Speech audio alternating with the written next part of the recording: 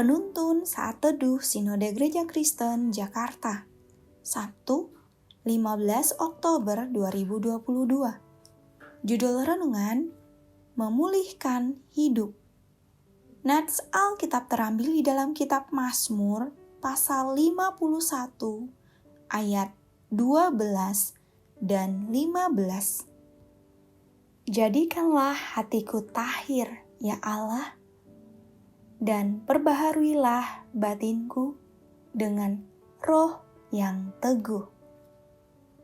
Maka aku akan mengajarkan jalan-Mu kepada orang-orang yang melakukan pelanggaran, supaya orang-orang berdosa berbalik kepadamu.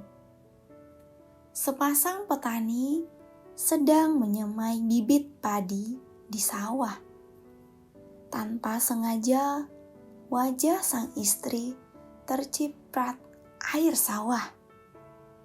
Wajah itu tampak kotor karena lumpur sawah.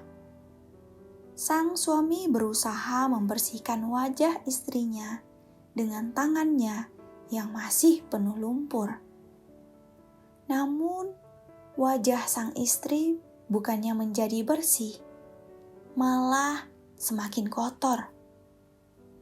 Seharusnya sang suami mencuci bersih tangannya terlebih dahulu, barulah ia membersihkan wajah istrinya. Sebab dengan tangannya yang bersih, maka wajah istrinya juga dapat dibersihkan kembali.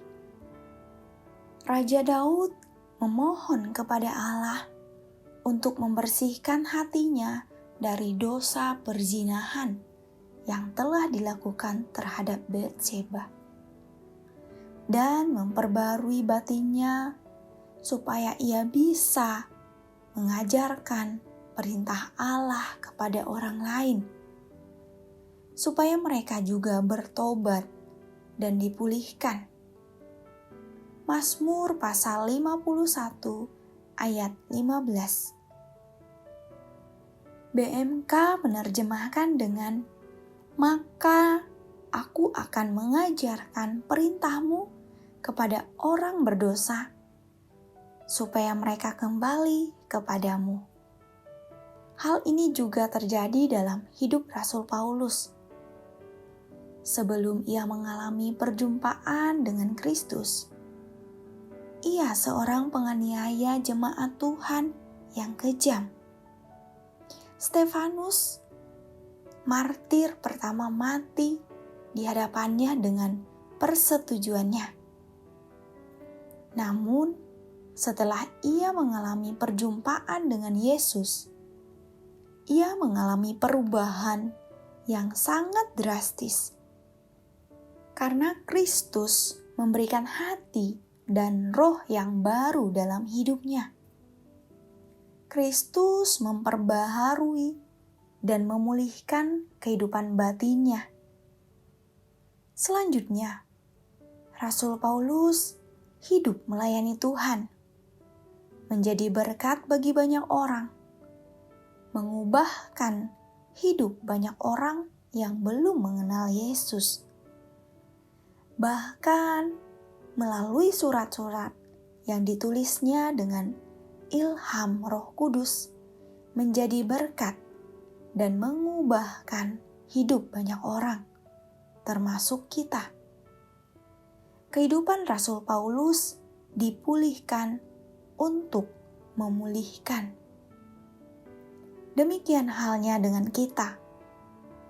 Saat kehidupan kita masih bergelimang dosa, tidak mungkin kita bisa menceritakan tentang Kristus kepada orang lain dan membawa orang lain percaya Tuhan Yesus dan mengalami pemulihan.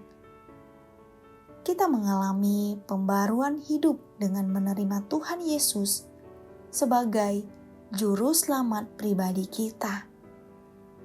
Maka Ia akan memberikan hati yang baru kepada kita, mengubahkan hidup kita, mengubahkan cara pandang, karakter, dan sikap hidup kita yang lama, dan dijadikan baru di dalam Kristus.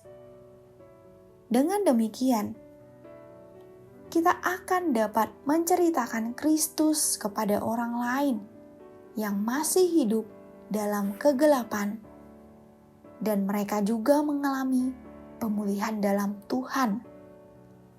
Hati dan roh yang baru bukan hanya terjadi secara pribadi, tetapi juga yang dapat berdampak bagi lingkungan sekitar. Miliki hati dan roh yang baru dari Tuhan untuk memulihkan hidup orang-orang di sekitar kita. Amin. Terima kasih, Tuhan Yesus memberkati.